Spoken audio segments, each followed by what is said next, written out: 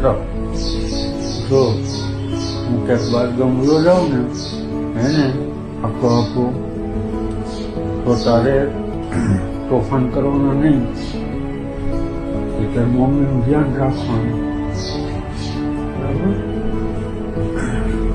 પછી તારી મમ્મી કહે ને એમ બધું કરવાનું, પછી બે દીદીનું ધ્યાન રાખવાનું. હો અને પપ્પા ન આવે ને તો પપ્પા કરવાનું નહીં. હો શાંતિથી રહેવાનું, ડાયો થઈ જઈશ ને રોવાનું નહીં. હો હું તારું તું મને યાદ કરીશ ને એટલે હું તારી આગળ આવીશ.